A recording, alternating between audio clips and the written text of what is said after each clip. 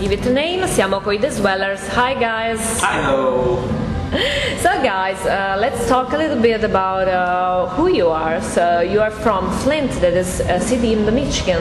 So you talked a lot of in the recent interviews about the situation, the economics and the politics. So are you interested in it? Oh yeah, very much.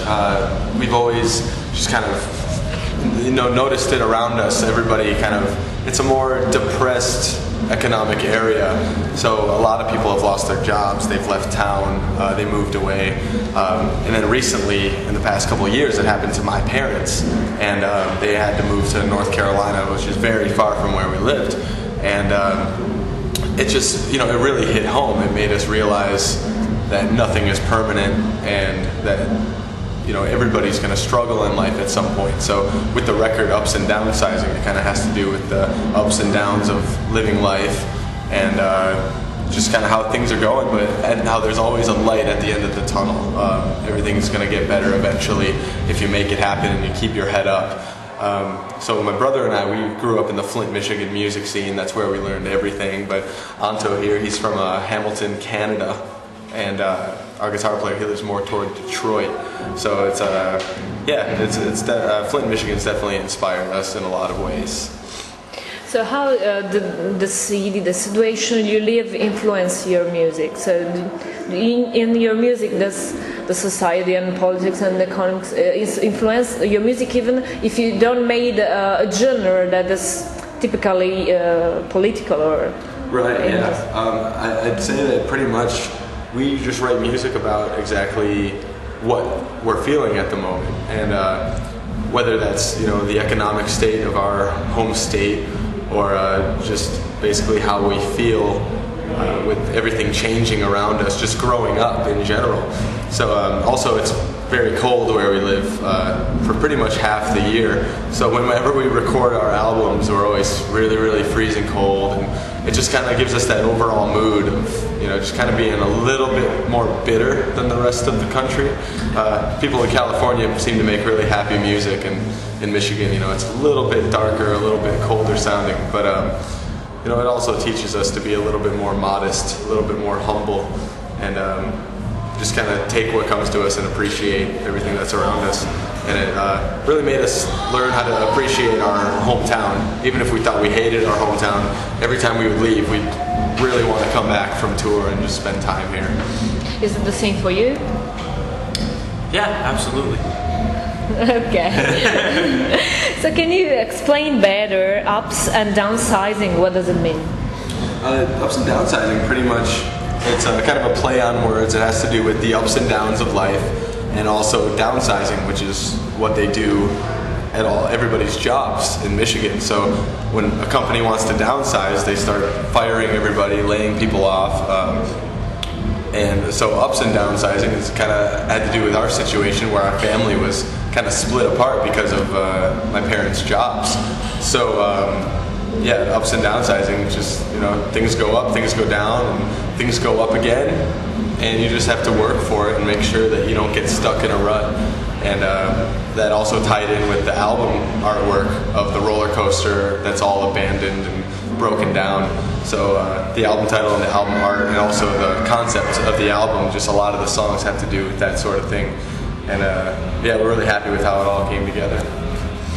Okay, so there is a song into the album that is called Fit First. It is a song that I read that is inspired by suicides on Golden Gate in San Francisco. So can you tell me something more about it?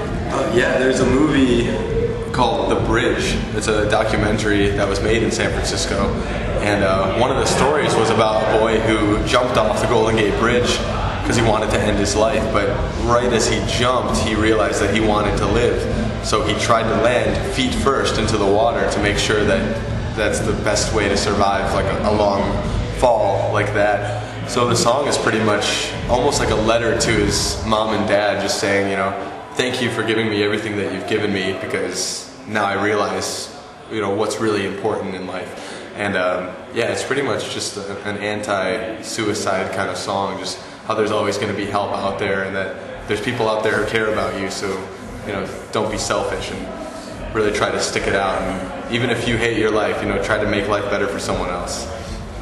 Okay, so what do you think about the people of your same age? So respect the people you met when you are back at home, or the people you have the chance to meet when you are abroad or around on tour. So what do you think about the people of your own age?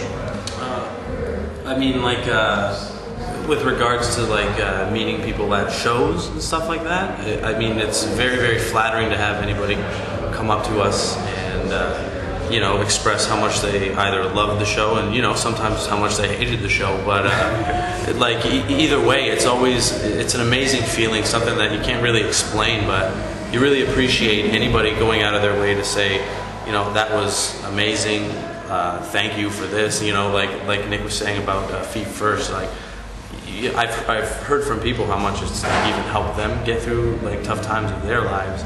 And I mean, you know, and the same with family, like, you know, a lot of people are proud of what we're doing, and things seem to be going well for us, and, you know, we never take anything for granted, so, you know, we enjoy every day, one day at a time, and everybody that we've met thus far has been amazing, great.